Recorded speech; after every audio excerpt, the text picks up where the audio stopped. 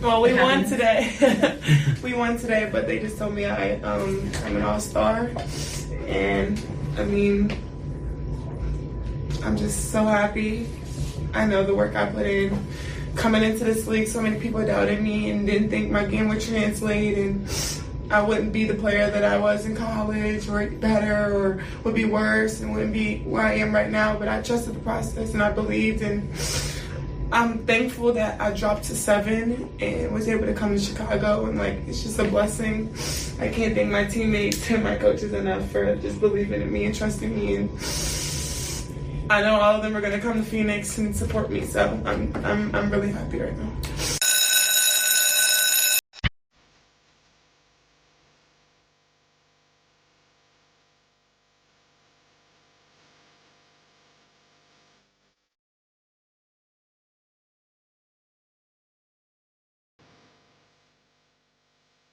Ladies and gentlemen, welcome once again to the Student of the Game. I am Kyle Nash, the Student of the Game, and listen, if you're here, chances are you like to talk about sport. We're glad to do it with you here tonight, regardless of where you happen to be checking in this evening. An honor, joy, and privilege to have you in, and a lot of stuff going on. I am actually surprised. I have no fewer than 4 guests slotted to appear tonight in what's supposed to be the off season. I laugh at your off-season folks here on the Student of the Game, where we are still going somehow on a regular basis. Nonetheless, find a way to still be going while I'm in Greece in a couple weeks. Next week starts NFL previews here. The AFC West on the horizon to open things up, followed by the NFC East. Look out for that. Of course, your usual suspects for the AFC West: Booga Peters, my dude BP, Brian Paulin to talk Chiefs, as well as our good friend from Cork, Ireland, Colin Cronin from the Irish NFL show. That'll all be next week. But enough about next week in football. I mentioned the alleged offseason, and there's still plenty going on. NBA draft happened during the show last week. I didn't really have a chance to really kind of, dive into that as it was happening at the time. We'll talk a little bit about that. A lot of NBA free agency coming up with that. Look out for our friends Jake Ferraro and EJ Christian, both coming in of Burning Cubans has got to be my favorite name for a website. You may remember Jake Ferraro talking What a Hockey there with the Dallas Stars. He also covers the Mavs. He'll be in for that, as well as EJ Christian of the Huddle Up podcast, and some NHL off-season action coming for you there. Mikey Byrne coming in of the Five for Fighting podcast, as well as his work with Huddle Up Inc., in addition to Nick Porcelli. Of course, I work with him on the Black and Gold Banneret, but we cited also, he came in, I think it was last week, to talk some hockey. He's back too, because as a guy who covers the Bolts, he'll have something to say about Stamkos getting relocated and all of that. But before we get into any of that, let me get into this. The voice you heard once again, yes, I did it a second time. I opened the damn show with the WNBA, something that we have never done before. And regardless of what certain recluses want to say to Stephen A. Smith, no one has done before outside of a show themed directly into the WNBA. And who knows? Maybe I'll head that way one day. Who knows the life of the Student of the Game? That being said, Angel Reese recently has gotten a ton of accolades, right? She has marked herself as going historic already for the league. No, not Caitlin Clark, though. Caitlin Clark's doing amazing things. The Fever are flirting with a playoff spot as we speak today for the NBA after being a first-round draft pick overall. That's how they got Caitlin, was being bad last year, and now that they're a playoff team. What can I say? Then Angel Reese steps in. Folks, let me tell you this. It's already amazeballs that she's already has set the historical mark for double-doubles for a player in a season already. Amazing stuff. That tear-filled, shall we say, monologue, for lack of a better word, for the alleged villain, right, that's out there, self-described to her anyways, a very human moment as she was informed that she'll be joining the WNBA All-Star Game. So maybe earlier when everybody said it wasn't just about Caitlin Clark, though obviously that's mostly it. Let's not get stupid. There are other things out there. Are other players out there? I mean, things by achievements. I mean, other people by players, right? There's a lot of stuff going on.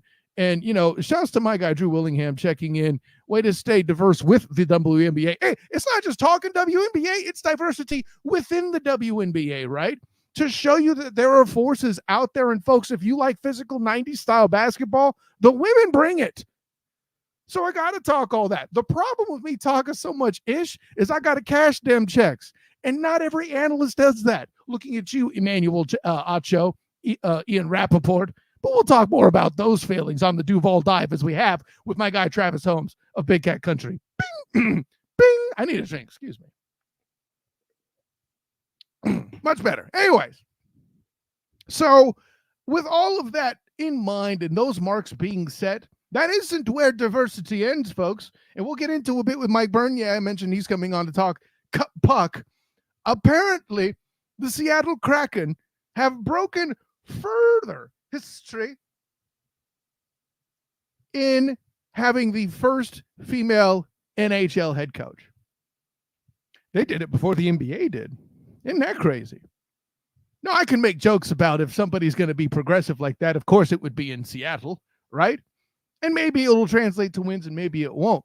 But that in itself, you have to dig the state of the sports world being more progressive than they have lately. And Drew Willingham shouted my final thoughts that I had on his show, mentioning how progressive things are in the world of sport with just the WNBA. Now, things continuing to happen. Jessica Campbell getting hired by the Kraken is a whole big thing there, too. And, of course, looking forward to talk about that with Nick Porcelli and the Burn soon enough here as we approach that 9:10, 9:15 mark area.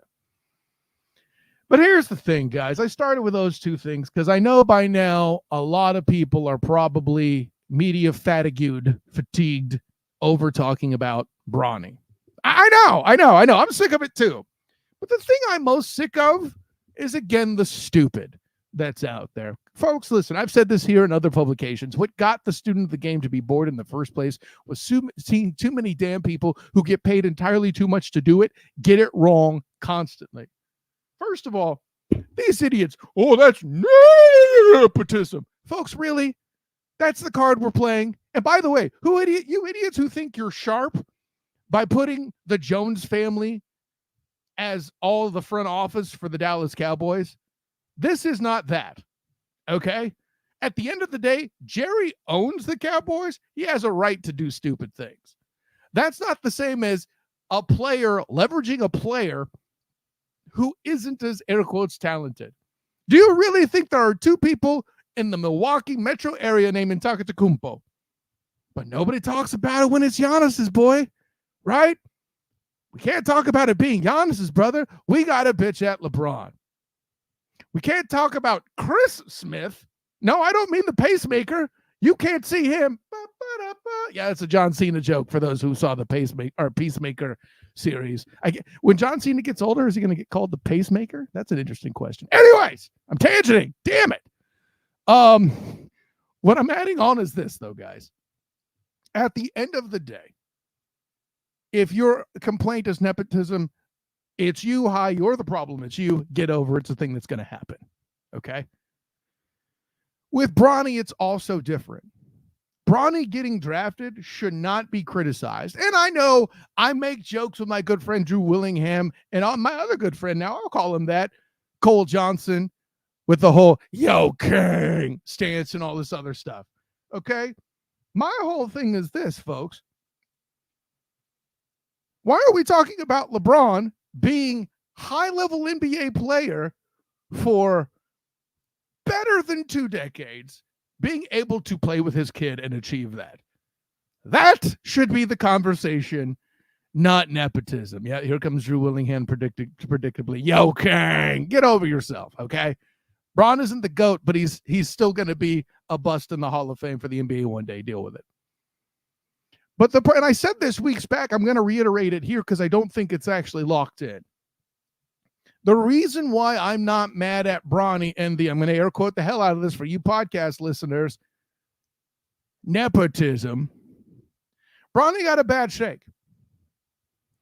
God got involved. See, the touch of God injected it. I don't mean to go all Pulp Fiction, Jules sitting in the breakfast diner and all that, contemplating life and having a moment of clarity as it's seen on the movie. What I am referring to is Bronny's cardiac event and his medical status that set him back in a way that was wildly unfair. And a father had an opportunity to correct what fate had brought in and worked against his son.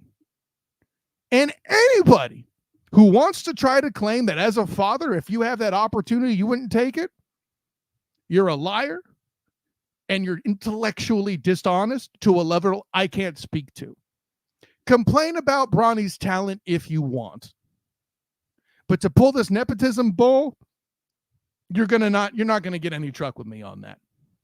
You could complain that he's going to be a G League player and not make it onto the roster. But guess what, guys? Draft picks have been wasted on less to give not only a great historical moment a chance to happen, but a chance for a father to correct a place where nature screwed his son over. And that's power I just don't think that's being grasped or understood. Anyways, let me get the hell off of my sandbox and step onto the ice. I got two hockey analysts coming tonight talking about all sorts of crazy stuff that's taking place in the AHL, and we're done with the finals for a minute. I'm not even going to use the Blame Canada bite today. I'm just going to talk straight puck. But in that case, let's stop pucking around. Let's bring some fire to this ice. When I talk about the fire to the ice, I'm talking about none other than the burn. Mike Bernier. Oh, hey, buddy. Oh, hey, buddy. What's the word? You having a buddy? No, that's they ain't ready for that. That's no.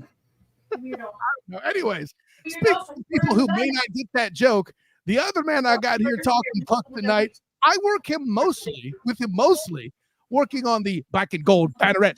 Dude just interviewed a soccer pro that was Cal Jennings. Check that out on Black and Gold Banneret YouTube channel. Bing! But moreover, he covers the Tampa Bay Lightning, follows the Bolts. I'm sure he'll have some stuff to say about those. Let me bring him in the building. Nick Borselli, what's going on, Nick? Let me say before we start, because I know what you want me to talk about, Kyle, that yes, I accepted your invitation on this show. But I'm also a little annoyed that you invited me because you want me to talk about one of the most depressing news I've ever seen. And when Steven Stamkos leaving my Tampa Bay Lightning. I just need to get that off my chest, man. I'm not having a good week. Sir, you're here for therapy. You're not here for agony. That is the difference. Fair enough. Well, and listen, since you've borne your pain the way that you have, let me jump right into it. I mean, obviously the Tampa public at large that follows hockey, which, or as we should call it, one of the cities in the center of the hockey universe that is Florida. What's the reaction there in Florida Mecca, or hockey Mecca? People are buying their pitchforks, their flames. We're rioting in the streets. No one is happy here. This is an unhappy fan base right now. We have seen a GM and the Tampa Bay Lightning, their GM, a man who used to be beloved for helping bring not one, but 2 cups here. People are demanding his head now. They want him fired because we have just seen the greatest player in this franchise's history, a man who has been here for 16 years. For the record, I am 21. I'm about to start my senior year of college. This guy was drafted the summer year. He was drafted the summer before I was in kindergarten. So he's been here all my life. And now I'm going to have to see him in a different jersey. No one is happy about it. Everyone is pissed. We just extended another fan favorite in Victor Hedman, the man who will probably be the guy who's been here just as long as Steven Stamkos. You want to know what all the comments said on the post where they announced his extension? Who cares? Why couldn't you do this to Stamkos? That's how mad people are. Well, let me play a little bit a devil's advocate on it, because I'm not as close to the center of it as you are. And Byrne, of course, feel free to jump in with any retorts you have to this as well. But where I sit, granted, you'll pardon my bias as I cover the Jacksonville Jaguars for the Jaguars on SI, bing, as well as my work on the Duval Dive, bing. This sounds like an element of the Calvin Ridley situation. I think Stamkos just asked for a bit too much money. And the bluff was called, and unfortunately, anybody wanted, I think. Yeah, here's my answer to that. I'll drop the overdramatic character now and be serious Nick now. Okay, yeah, I am still upset, but here's the thing. I want to know like what was actually offered because we're hearing different reports. The Lightning GM has talked, Stamkos has talked, a couple other players have talked. Overall, they've all been pretty respectful, but all we have is reports, but we don't have the overall facts. No one knows exactly the exact contract he was offered, and no one knows what he was demanded. You got sources saying Stamkos was like, "I'll take a little less money, but not like so little." And then you got people saying, like what you just said, he might have been demanding too much. We don't know. There's people saying they were offering him $3 million per year. Then there's people saying they actually did offer him $8 million per year and he turned it down. No one knows. I think the ultimate reaction is going to be once the whole official details of what the Lightning offered Steven Stamkos come out. Burn, fire back.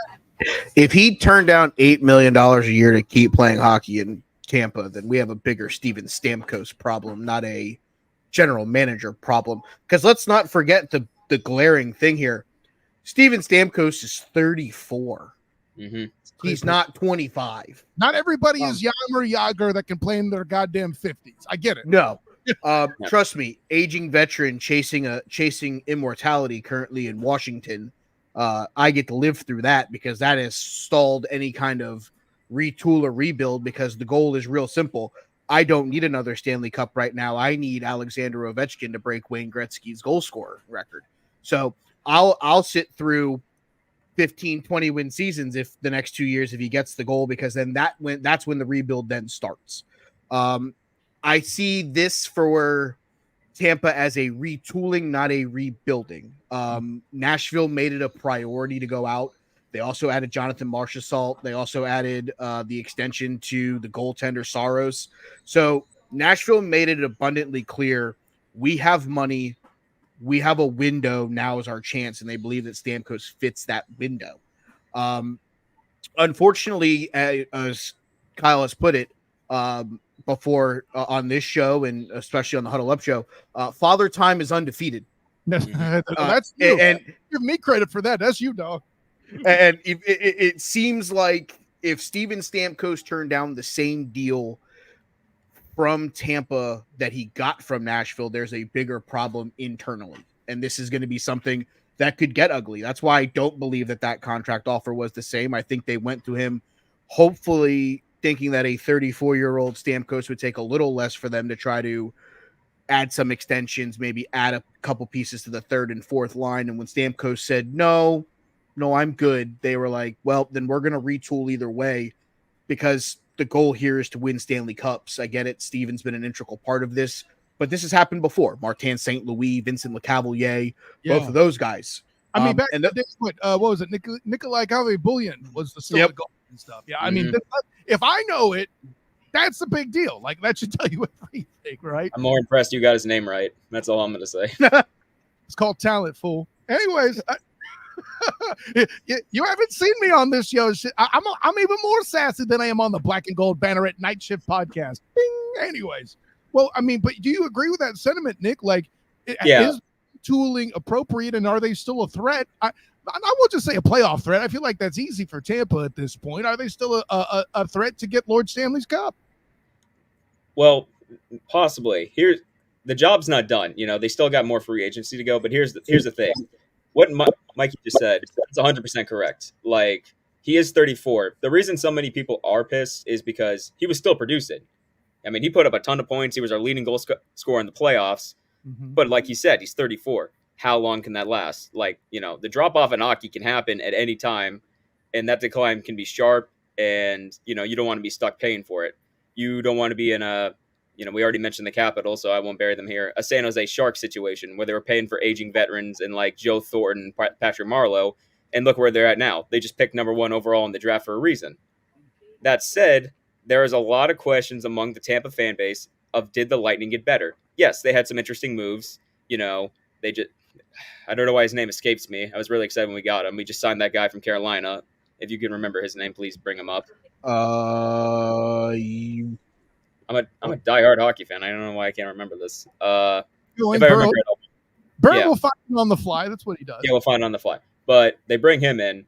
They extend Hedman, but they also let a couple people go. And when I look at the roster, they are missing a lot of middle six depth. Like, they are missing some people, and I really question, did we get better? Now, if they come out later and they sign some middle six guys and retool what you said, which is what they should be doing, because here's the fact: the past 2 years they got eliminated in the first round. That, so they show they needed more. And not to mention they got a depleted farm system, so they got to try to up that, which I think they did a good job of. Jake Gunsel. Jake Gunsel, thank you. That's right. This is what Bert does. If you watch the Huddle Up podcast, bing, he'll lurk in the comments and save the day constantly. Go ahead, Nick, wrap up there. Right. So that said, they have to. The only way that they can be a true Stanley Cup contender, they got to improve the middle six. They still got time. I'm interested to see what they do, but right now, I don't know if I can answer that question. Are they still contenders? We'll have to see at the end of free agency. Right. And that's why it's tough to answer that question. You made the point there's still time, but what I hear you saying is they're on a path where they could still fix that in the aggregate, right? Think Brad Pitt in Moneyball, or in this case, I suppose it would be Money Puck. But speaking of Money Puck, the team that paid for Stamkos, Nashville. Guys, I'll be real. I'm not up on my Nashville Predators film, okay? So, I mean, Bern, I'll start with you. Like, are they made legitimate now doing this? Well, I mean, the thing you have to think about when you look at the Western Conference, they finished fourth in the Central last season, 99 points, 47 wins behind Dallas, Winnipeg, and Colorado. Their big issue is the teams in front of them. Dallas is good. Colorado is just getting better with McKinnon and those guys. I think the Western Conference itself is kind of open, and I think the pieces that they added, getting Marchessault, getting Stamkos, obviously, other pieces that they've added, but I think their main thing coming into this was agreeing to the extension with Saros, the 8-year contract there. I think that was their big thing that they wanted to get done, and for them to get it done as early as they did, I think it makes perfect sense for what they're building there. They added a backup goalie. They also added Brady Skyji to a 7-year contract. So the pieces that they're doing, it makes it where they're going to be better, but it's how quick can this team gel? Because this is something where you're getting a guy in Marchessault who came from Vegas. You're getting a guy from Stamkos from Tampa. Those guys are going to have to figure out ebbs and flows with each other, as well as the guys that are still there. And I see in the comments that it says Dallas got worse, though. I'm going to take the Nick line here. Free agency isn't over yet. Because here's the thing, I could tell you right now, the Boston Bruins got worse because they got rid of Linus Ullmark, but they still have Swanson. My dude, Shukri Wrights has been pissed about that. Shouts to Shukri Wrights, who writes for the Hockey News. Bing! But I'm just saying, I can tell you there are a lot of teams right now across the NHL that have gotten, quote, worse.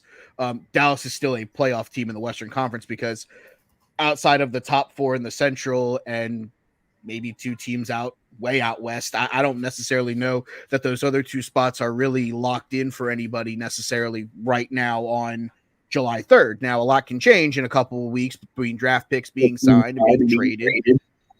But right now, I'm okay with what Dallas has done. I do think that Nashville probably moves ahead of them right now.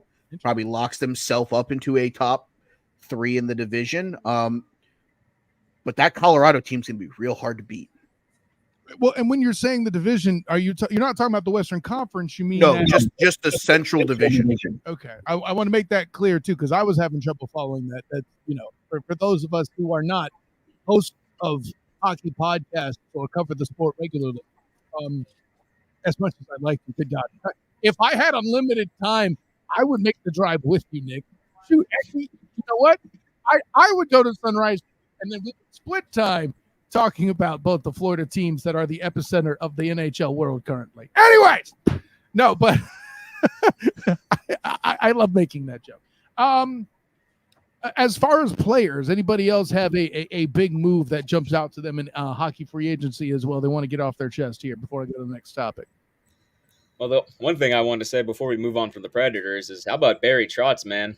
I mean, a GM is only technically just completed his first full year. He's doing this. Look, we don't know what the Predators were going to be. Like, we just said they need to gel. But one thing's clear. They're the champions of the offseason, so I'll have a question to you hockey fans, and I think you know where I'm going. Do you think they have another banner ceremony to celebrate being the champions of the offseason? I hope so, because Barry Trotz is a G. I'm so glad you got that joke. I love Barry. I love Barry Trotz though, so I'm all in on hanging another banner. Hey, all I see is another opportunity for the dad joke is we're watching the Predators hunt. Yeah. Do you get that joke though, Kyle? Because I want to explain it to you if you don't. I don't. Please do. So a couple of years ago, when they made the run to the conference finals, they lost in the cup. Now, you have a banner ceremony, the first game for a team that wins a championship, right? Nothing else. But they had a full banner ceremony to raise the banner, showing that they were in second place. And they have been clowned on that ever since. Because they basically were making a huge deal for winning second place. I mean, it's hard for me to laugh at that, covering a team that has, quote, rose a banner on the strength of winning a national championship on the Collie Matrix. So, it's different for me. It hits different for me, Nick Porcelli, and it should for you too, right? That's right. I'm making UCF jokes on my own podcast. I don't know what the Black and Gold Banneret boys will think of that, but here I am. Anyway. But I mean, the one contract that I find interesting, back to that question, and this is going to pain me to say this out loud because I hate the Pittsburgh Penguins franchise with a pesty vial. I love the fact that they signed Sebastian Aho. That's a good pickup for them. It's a great pickup for the way he plays. He fits. I think he's going to fit that role perfectly. I hate that they're retooling around Crosby. I hate the fact that they're retooling around Malkin again, but for a team that I despise, they just do the things right that they're supposed to, like it pains me to be like, well, got to give the devil its due here. They got one right. So that one, he signed a 2-year deal yesterday. I think that's a great move for them. Pop quiz, Burn, more painful to give the Ravens props or to give the Penguins props? It's the Penguins in a landslide. Interesting. Okay. Now, if you would have said Steelers or Penguins, then we would have had a real conversation to be had. See, well, so I mean, I didn't want to make. I'm a Bengals fan. No, I can't. Okay, can't do it with that city at all. Fair enough. I had another concept I was going to drop on you, but I completely changed my intro going into it. But at some point, we'll tease it. You and I need to talk about a similarity I see about a certain element of Jacksonville Jaguar history, or I shouldn't say present, and Bengals history. That'll be very interesting. You and I will chat about that at some point. But before we do that, interesting news that came on here as I'm prepping for the show. I'm over here scrolling, getting ready, doing certain research. I take an eye on Twitter, and our favorite friend, the guy who we clown on regularly on the Huddle Up podcast as being quote unquote woke Jim. Bing! Shouts to Jimmies of Huddle Up Inc., the CEO, if you will. And sure enough, across woke Jim's feed, I see the Seattle Kraken making history, hiring the first female NHL head coach. Bird, I'm going to throw it to you. How amazing! I thought I was a big deal when I was the COO of the NGSC Sports website and had a female hockey intern who's now on, by the way, Locked On. She's the Locked On Red Sox host, by the way. Shouts to Gabby Hurlbut. But what do you make of this? First of all, what are her credentials and how big a deal is this for the league? She is the first coach, not the first head coach. The head coach is still Dan Bilesma. Excuse me. Thank you. I completely botched that. So here's the deal. Played hockey collegiately, played hockey for Team Canada. Post-college, she was a player at Cornell, was part of the Coachella Valley Firebirds coaching staff. I would like to take this moment, and Jim, I know you're listening to this, or if you're not right now while we're live, you'll listen to it in a little bit. That Coachella team that got absolutely smoked back-to-back years by the Washington Capitol affiliate Hershey Bears, going back-to-back Calder Cups number 12 and 13. Here we go, baby. That was for you, Jimmy. Not only do you cheer for the biggest threat to America, according to Stephen Colbert, in the Bears, right? Now you're officially anti-American because of the times they've beaten the Americans in postseason hockey play. So no. We love Hershey. It's a great city. They have some chocolate. They win the Calder Cup. You know, they're the Washington Capitals affiliate. It doesn't get more patriotic than that. Rooting for the nation's Capitals junior affiliate team. Let's go. Best response ever. Continue. So she was the assistant coach under Bilesma down in Coachella Valley. Bilesma gets the job about a month and a half ago. He brings her up to be part of the staff in Seattle, which was Coachella's parent club. From what it seems like, she was an integral part of the staff down in Coachella Valley. They got to back-to-back Calder Cup finals before losing to Hershey both years. So I'm intrigued by it. I think that this is a great move for professional hockey. I think this is a great move for Seattle. This is going to be something that is a mainstay thing that gets talked about on a lot of media moving forward, not just podcasts, but I think this is something that ESPN is probably going to pick up more, especially with them having basically the rights to the NHL with the ESPN Plus deal. So I'm excited for it. Listen, I know you got Barry Melrose's number. I want his reaction to it. Okay. I mean, I joke, but I would be curious to see what his opinion of it is. Golly, guys. So with all that in mind, we're coming up here on the basketball block here pretty soon. But before you guys go, please tell the world where you can be found. Nick, you first, please. You can find me on Twitter at Nick Porcelli2. I'm writing for RBLR Sports. You can find us on Twitter at RBLR Sports or at RBLR Lightning to see everything that we're doing, as well as go to our website, rblrsports.com. I'll be doing a little something covering the Lightning's recent draft, as well as free agency, and pouring my heart out about Steven Stamkos leaving. That's right. Which I'm still not over. But more therapy. Yes. Yeah, I need more therapy. We'll have to talk later. But that's where you can find me. As well as on the blackandgoldbanneret.com, bing, especially the YouTube channel, where he and Eric Lopez talk to Cal Jennings of the Tampa Bay Rowdies as a UCF Knight alum.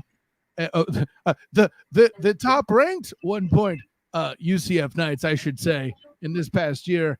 You can't say Big 12 soccer because it's technically not a thing, but let's just say the first year in the new conference, they do nationwide stuff, man. You got to love it. So you'll get to see all that conversation surrounding that and everything else with Cal Jennings, Black and Gold Banner at YouTube channel. Burn! Tell the world, my guy. You can follow me at Twitter at They Call Me Burn. You can listen to me talk professional wrestling with Big Jim on the Take 3 Wrestling podcast every week. You can also listen to me in the comment section where Kyle annihilates Ernest with half the stuff I say on the Huddle Up. Now that you actually remember, now that you started letting me know that you're collecting data, who got eviscerated in the NFL numbers? Yes, it was Ernest, wasn't it? Yes.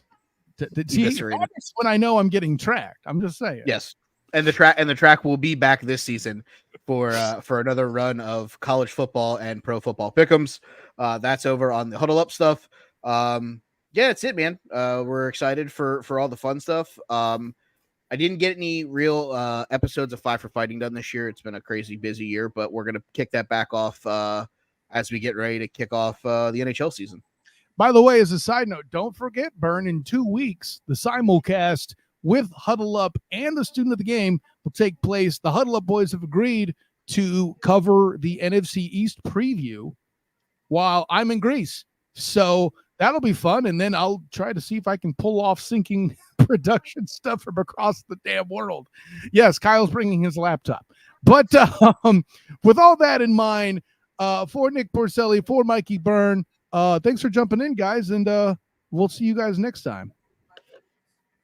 All right. So with that in mind, listen, we talked some puck. I mentioned Bronny earlier.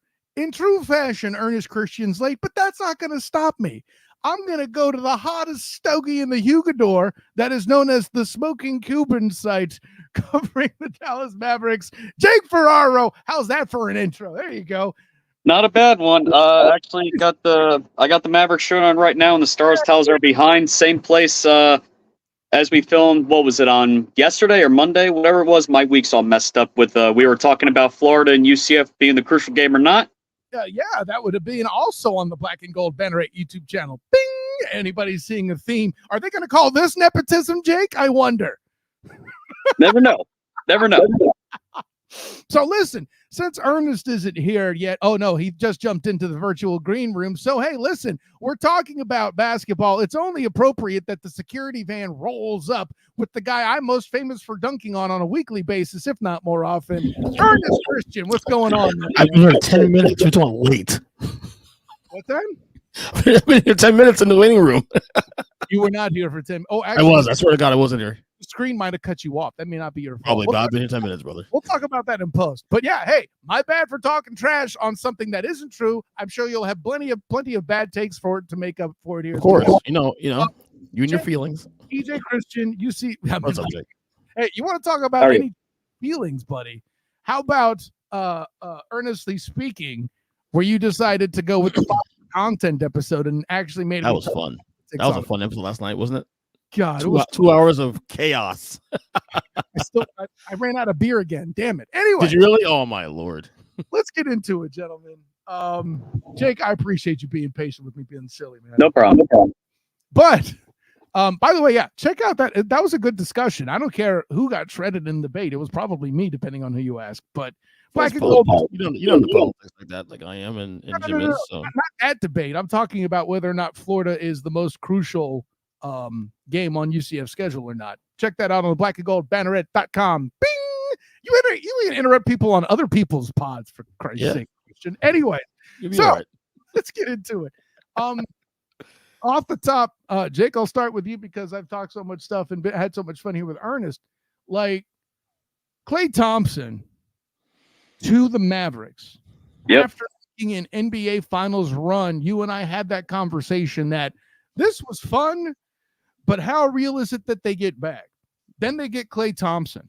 That conversation got a little different, don't you think? Oh, it did.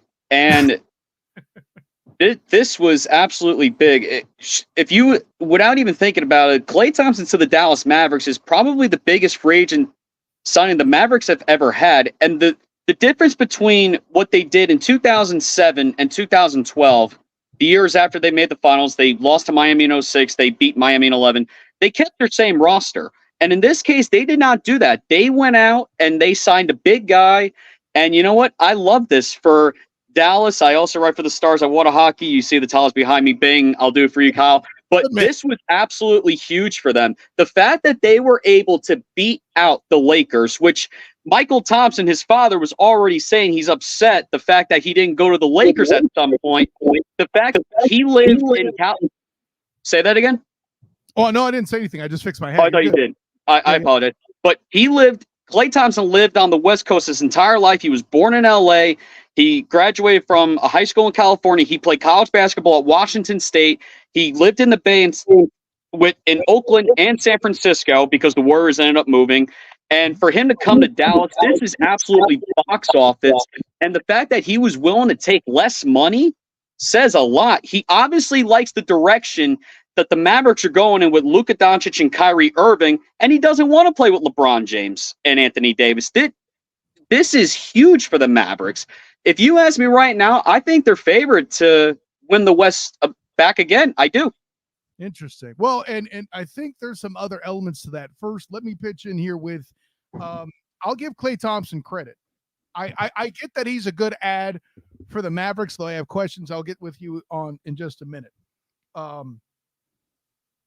I'm glad he didn't, I know there was a lot of talk with Orlando. I'm glad he didn't end up with the Magic simply because of all the injury risk they already have and exposure to on their roster. Terrell Suggs plays an entirely just tough man style of basketball.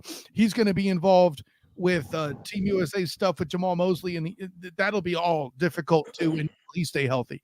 Don't make me bring up Jonathan Isaac, and as far as I know, Markel Fultz is still on the damn roster. Oh, yeah. So, I don't need more injury risk to be taken on by the Magic. I'm glad he didn't end up there. I see the adjustment you make to the Mavs as well. You talk about them getting back. I think a big element, and the reason why I tie in the Magic, Ernest Christian and I had this conversation leading up to the show. Contavious Caldwell-Pope, now a member of the Orlando Magic, is the bigger story, EJ, that Pope is in Orlando or that he's left Denver to set up this scenario that Jake is talking about? No, it definitely brings Denver. Look, I would still put Denver as the favorite in the West next year, but then probably not the heavy favorites that they were with KCP. It brings them back to the pack a little bit. So to Jake's point there, I think Dallas is in the mix, absolutely in the mix. Will I put them as a favorite next year? No. But if you tell me who the top 4 teams in the West next year going to next year, Dallas absolutely in the mix with that. I could see any scenario of the Mavericks, the Nuggets, OKC, what they did with the Hartenstein move. I think was huge. They need size badly. I think those are your top 3 teams right now in the Western Conference right now. And I think the KCP move to Orlando, the story is that it hurts Denver more than it helps Orlando, in my opinion. Well, here's the thing about the Magics, and Kyle, I think you're right to a point with not wanting Klay Thompson because of the fact that the Magic are that young rebuilding team with Paolo there and Jalen Suggs. They don't need a wide veteran who's a superstar yet. They're building their core, just like the Thunder are doing with Shai Gilgeous, Chet Holmgren. They traded Josh Giddey away, which they needed to do. But the Magic are starting from scratch. They're slowly adding those players, just like they did with Dwight Howard. The Mavericks are in a completely different situation because you have an MVP candidate with Luka Doncic. You have Kyrie Irving, who finally matured, realized he's not a number 1 guy. He's there to complement Luka, and he averaged 25 points a game last season. Absolutely. They were missing. It was obvious in the finals. They were missing a third piece, and Klay Thompson brings that. He brings championship pedigree, 6 conference championships, 4 NBA titles, one of the best 3-point shooters of all time, and the Mavs needed that in the finals. I think they shot somewhere around 27-30%. Yeah. They needed it. And this helps them retool. And honestly, off the top of your head, who has the best big 3 in the NBA right now? It's probably Dallas with Luka, Kyrie, and Klay, and all 3 of them can shoot the 3 ball at a high level. Klay also brings a bit of like a guy being pissed off, want to prove something, So, No, he does, because his Warriors tenure ended bad. Obviously, the 0 points against the Kings will live in history, but he's coming in with a chip on his shoulder, and I think the Magic are still going in the right place. They were only the 5th seed last year, and this is the 2nd year of Paolo. Like, they're going to be fine. Give the Magic a couple of years. I think they're going to be fine. You posed the question of who the best big 3 is. I would ask what the geographical location it is. Outside of the state of Massachusetts, it might be the Mavs. Otherwise, it's friggin' Boston. And this is why I like the Klay Thompson move the most. Kyrie will disappear. It happens. I would make the argument that this is closer to LeBron coming to the Heatles, or what would become the Heatles, because Bosh, I think, arrived there first, if I remember correctly, and became the third man. I think Kyrie Irving becomes the perimeter, air quotes, perimeter Bosh, and becomes that third man. And at his age, isn't necessarily a bad thing. I do have questions about Klay Thompson. Are we dealing with a scenario, though, with that's no different than what the Sixers regularly deal with Joel Embiid? Will Klay Thompson be in the cupboard when it's time? I suppose that's the big question, right? Well, here's the difference between Klay Thompson and Ben Simmons is Klay Thompson's not afraid to work on his game and is a fruitful all-star. I mean, Ben Simmons was scared to shoot the ball, and that was the problem with his tenure in Philadelphia. Now look, Ben Simmons can't even. He was dreadful last year. I think Dallas had to make this move because, as I said earlier, they couldn't do what they did twice. When they lost to Miami in 2006 and when they won against Miami in 2011, they kept their roster. They went out this time and finally added a player, which they needed to do. And this really puts them there. Now, obviously, the West is so competitive as it is. The Thunder will be better, I think, this year. Denver, maybe losing KCP could hurt. I don't know as much, but for veteran presence in Orlando, as you were saying, Kyle, That was a good pickup for him. KCP, and he's also an elite 3-point shooter too. The West is that Anthony Edwards is that guy, and Dallas is right there too. Go ahead, EJ. And to Clay's credit, also too, outside the massive injury he had in 2019, he's been relatively a very healthy guy. But he's not the same guy, is what I'm getting. No, I will say that the dip really in Clay's game is the defensive side. Shooting wise, a little bit dip last year, but he's a career 42% from three. He was 39% last year. Okay. How can you pass up on a guy like that in free agency? And exactly. Dallas only gave up 2 second-round picks and Josh Green. Please, I'll take Clay for that. And the contract is literally my God, it was a bargain. 3 years, $50 million. And as I said, he took less money to come to Dallas instead of going to LA to play with LeBron and AD. Let that sink in. I think that's more about the Lakers' Janet Jackson style exposing themselves than a halftime show. Oh, they're a mess. I wouldn't want to play in LA with those headaches. Well, and listen, those of us that are reasonable, I mean, covering the sport like you do with burning cubes is one thing. Watching as much basketball as EJ does is another thing. Even me, who covers the sport far more loosely as a distant third language, I can just pay attention.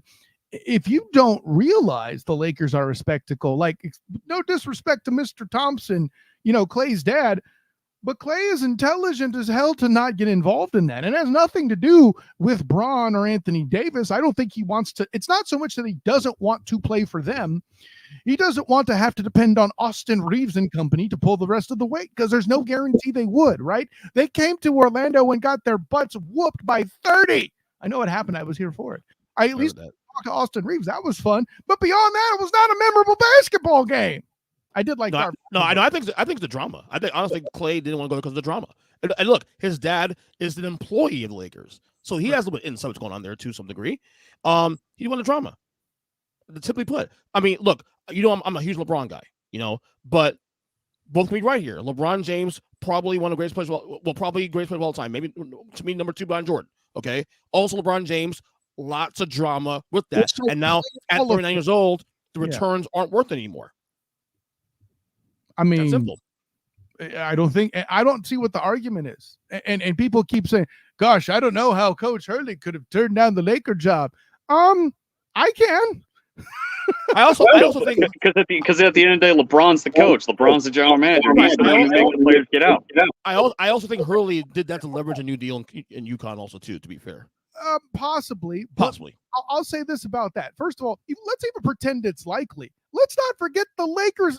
See, we're not on your podcast. I almost cursed. The Lakers the Lakers lowballed Hurley. I don't think they were serious about hiring him. And it just became a media catastrophe. When you're so effed up, like a guy who is just, I hate to say it because it's not that I dislike him per se. Whether you like him or not, because he graduated from Duke and he's mouthed off the way he has on shows, including his own, JJ Redick is going to be seen as pompous and pretentious. But pompous, pretentious podcaster. There's your damn alliteration for the night, boys. That's your head coach. I air quoted that just for you, Jake, because we all know who's running the damn thing. Well, exactly. LeBron's really the head coach there. But I mean, outside of that, I mean, JJ Redick's a rookie head coach. We don't know what this guy's going to be. He could be okay his first year or two, like Steve Nash, and then completely get fired. We don't know what to expect. But I mean, he's very knowledgeable of the game. But just because he's knowledgeable doesn't mean he can translate to a good head coach. I'll say this much though. I mean, that situation in LA is not as bad as the situation in Brooklyn. The Brooklyn situation was just, I mean, with KD and Kyrie and James Harden, I mean, I would easily, even with LeBron drama, I would take LeBron drama over and Steve Nash also had the Kyrie Irving the vaccine problems at the time, and he had whatever comments he made. I mean, it was a bad time all around. But I mean, obviously, Brooklyn media is not like LA media. LA media, when you talk about the Lakers, that's what they care about in LA. They don't care about the Kings. They don't care about the UCLA Bruins or the USC Knights. They care about the Lakers, and this is their team. And if things are going wrong, they're going to fire you. They fired Mike Brown. They fired Mike D'Antoni. They fired whatever coach they can. Luke Walton, Frank Vogel. Yeah, I mean, ever since Phil Jackson, it's been a nightmare there. And if they are terrible their first year, I mean, don't be surprised for them to want Redick out. I get it, EJ. You bring up the Brooklyn situation being worse than what it is with, the Lakers. Okay, fine. Yes.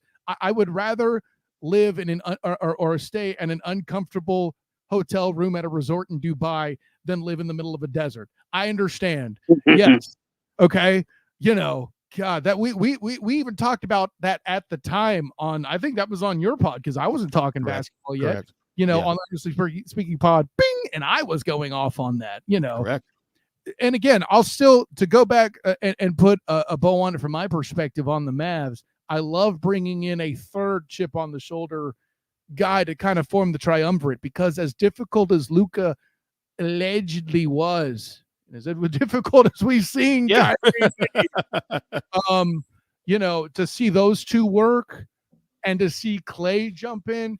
And Clay's defense, that dude's been legitimately disrespected for a long time. And not disrespected, I'll say disrespected and overlooked through no fault of his own. But we live in a world where Draymond Green got more press than he did. Come on. A lot of his, excuse me, a lot of it's also circumstantial. They won the title 2 years ago.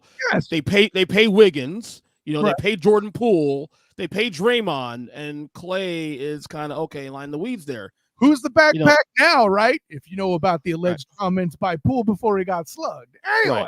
Right. That was hard for Clay, man. And given the fact that he was still a valuable piece, obviously was a big part. And yeah, Kyle, you're right. He was overlooked there because Steph Curry, the year they went to the finals the first 2 years, he was the MVP. No one really talked about Clay. And then here comes Kevin Durant for 3 more years, so he's pushed away. I think the moment we realized how important Clay was to the Warriors was the Game 6. After he gets fouled by Danny Green, he still makes 2 free throws with a torn ACL. That was really the moment, like, this guy is actually more valuable than we really think, and he's not going to play next year. That was the moment we knew how his value to Golden State. Let me transition to this too, because we're talking about value, and I understand that out in the market, like a lot of the other media here in Orlando, the guy that they wanted to come to bolster the Magic before KCP was signed, which was basically before free agency started. Let's go there. But a lot of the clamoring here locally was for either Clay, which some of the analysts agreed with me on, or Paul George. Paul George. Stay away from PG. The Sixers are going to regret that deal. Let me tell you that. Well, I'll give you a chance to take your shots, but let's bring him in and say he's perfect. It's still null and void because Embiid will not stay healthy for a postseason. Correct? Am I the only one? No, he will not. And the fact of the matter is this: I've been saying this for some time. They need to accept the fact and just trade Joel Embiid. Because you know what situation Joel Embiid is getting into? He's getting into the situation Shaq was with the Lakers. When he's in his early 30s, his knees are bad, injury prone, and the Sixers can get a lot of value for him in return. And that was the situation the Lakers had with Shaq, where Shaq was just beaten down and they had the guy to replace him. Like Maxey, I'm not saying Maxey's no Kobe Bryant, but the Lakers had Kobe Bryant to start over. If the Sixers were to trade Joel Embiid, they got Tyrese Maxey to start over. EJ? I agree with him. Look, I said it last year. His window, the Sixers window. Oh, it's done. It's done. I don't think it's done yet, but it's sneaky small. Like I'm giving it 2 years, like at the most 2 years. I was going to agree with that. 2021 was the Sixers' best shot. Right. They had the number 1 seed in the West, and Ben Simmons just became the biggest liability in the history of basketball as we've ever seen. And I was at Game 5 when they choked that 26-point lead. Might I add? Really? I will always have to throw in a game I was at. Oh yeah, the pin drop in Philly was bad, but that was their best shot. They haven't made a conference final since 2001. The James Harden Ben Simmons trade, no team really won that trade. Let's be honest. Paul George has been so infamous for his playoff failures, and you're going to give him over $200 million. So, I like the Paul George move. I think it's a good fit.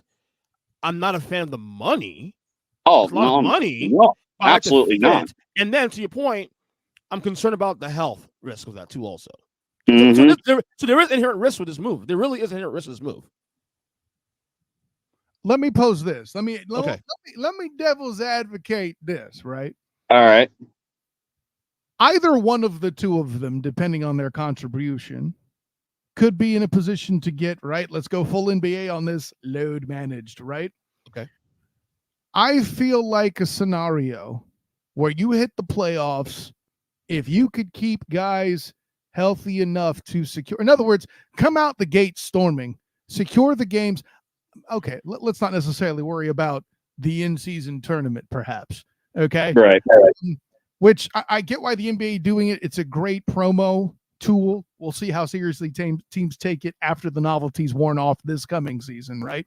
But if they can be in a position to hit the gas early, get Embiid and Paul George and accrue the wins towards the end of the season where teams start ramping up and burning themselves out to throttle them back and still get that high seed, stay out of the damn playing game, have an opportunity to rest before they hit playoff basketball, suddenly they got a shot, right? Because as far as I know, Thibodeau's still the coach of the Knicks. They're going to burn out. I don't think the Bucks, listen, as a Greek myself, I'll be in Greece this time in 2 weeks, right? I think Giannis has hit the same status. I don't think he's going to make it through a playoff series again because he's now in a position where he has to carry the Bucks. So I don't think that they're a serious threat. I think it comes down to Boston.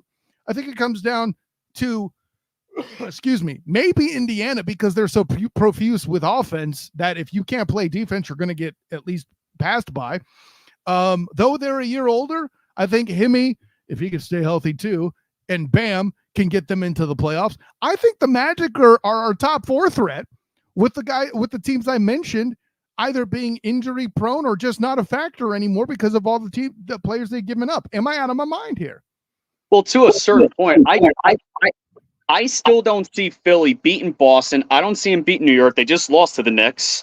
I don't see him beating the Pacers. I don't see him beating Giannis. I don't see him beating any of these teams. Maybe Cleveland. Maybe Orlando. Orlando, I think maybe gets better, but I don't see Philly beating any of these teams. They've choked really ever since 2019. They've not shown up in the playoffs. I don't see them beating these teams, and especially Boston. They can't beat Boston. It's plain simple. I can't say I fully disagree with them at all because Philly has shown that when the pressure rises, they don't come through. Now, does a Paul George help? Yes, it does. But there's so many questions around that. Real quick, EJ, is that from choking or is that from having players unavailable? Like all the above. All the above. Ben Simmons was turned into the biggest liability, and Joel Embiid was playing injured. Tobias Harris was useless toward the end of that series. They had a 3-2 lead in, 22 or 23, and they choked that against Boston. Yep. They lost to Miami. They have not shown up when it matters. It's simple as that. I don't see him getting over the hump anytime soon. And to Jake's point too, also, if you come to the year with the if this, that's a problem. Too many ifs. Oh, it is. You know, what's clear is that Boston is right now the heavy favorites. At the very least, Boston the favorites at least get back to the finals. Heavy favorites. Easily. With the second easiest road of all time. Yeah, you can make that claim, but still, at the end of the day, and I've had this argument with people already. The Celtics you can say whatever you want about the Pat, but they were due to win ever since Jason Tatum was there. They made the conference finals in 2018. If Kyrie Irving plays that series, maybe they beat Cleveland. 2020, they lost to the Heat. 2022, they lost to the finals. 23, they lost to the Heat again. They were just due. It was finally their time. Well, and I'm all about the basketball gods smiling on them, which is what makes my point. I'm not here to say Boston's a bad team, okay? All these Beantown fans, they can't control their schedule. Yes, more than one thing can be true, right? Boston can have the best big three, and Drew Holiday was robbed of the NBA Finals MVP. I said it. They can have the best big three in the league and also have an easy road, okay? Like, that's allowed. So, I think Boston gets back with the second easiest road, second only to this past season. That's all I'm saying. Well, wait, are you saying that injury is going to happen or just the teams aren't on level? I am absolutely saying injuries are going to happen. I don't think Giannis makes it past round 2. Embiid is going to go down again. Maybe Paul George has a chance to reverse the narrative. I don't see it happening, and apparently neither do you guys either. So there's 2 teams off the bat out of the spin. Cleveland, they changed their coach. What did they really do to their roster that scares me? I love Donovan Mitchell, but he ain't enough by himself.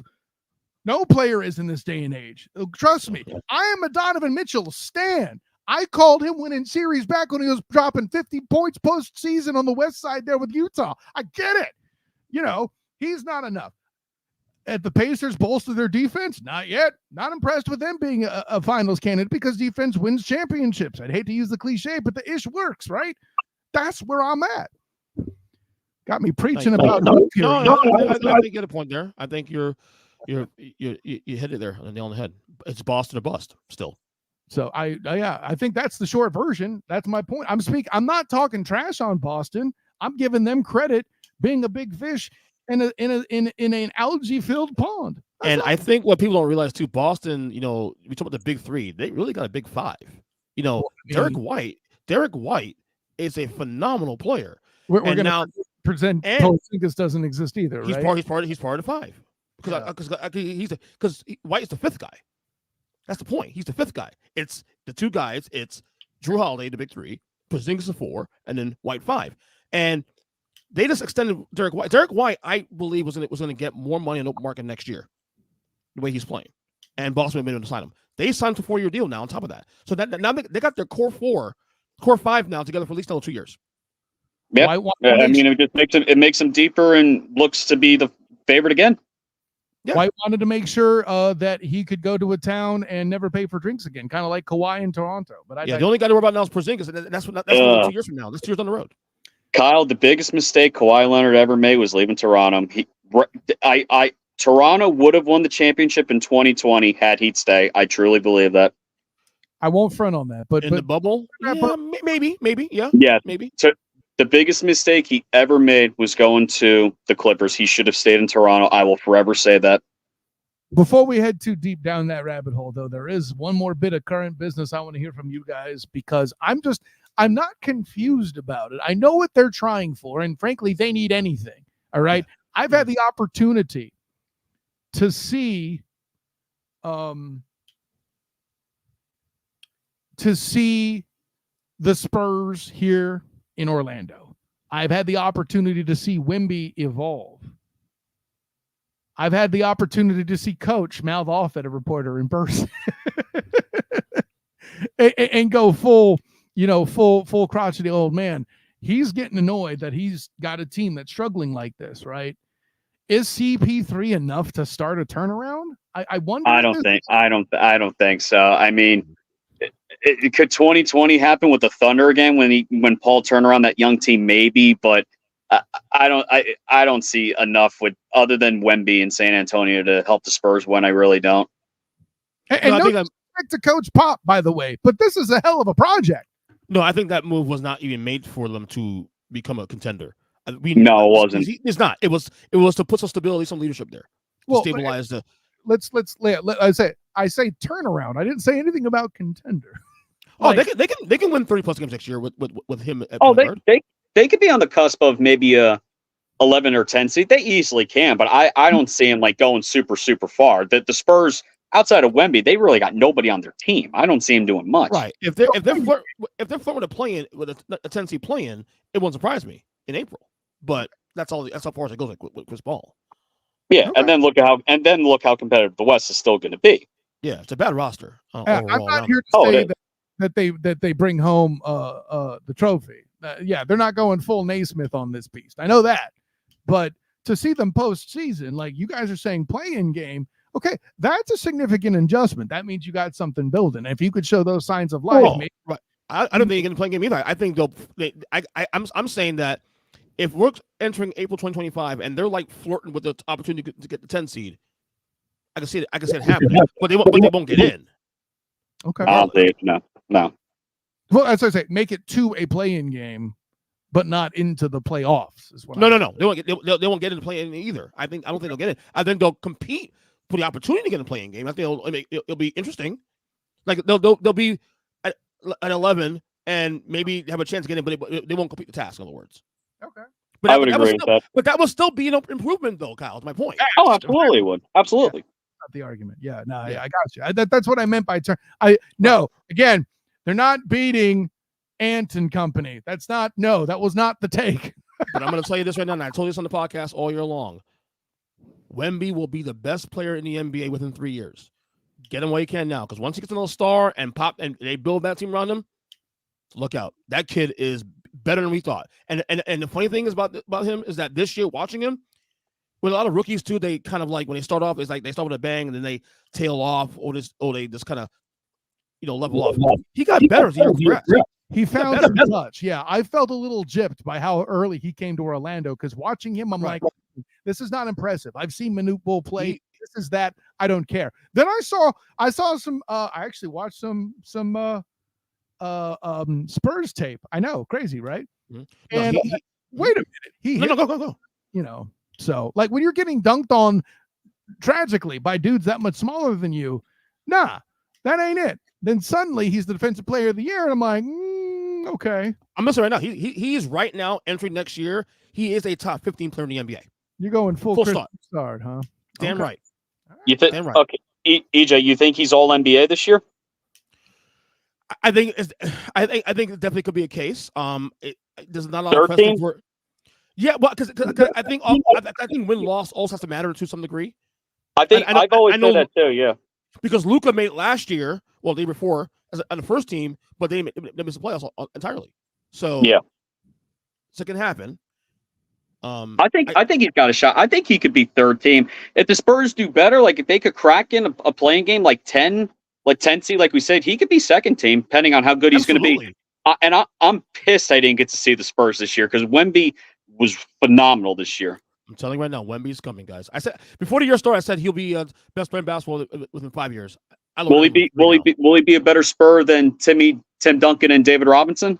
I think the upside's there. I think the upside is there. Okay. You really sticking by this guy. Well, no. Will he get there? Will depend on the team's success also too, because Duncan has 5 rings and straps the fence and gives those answers of like, I see the window there.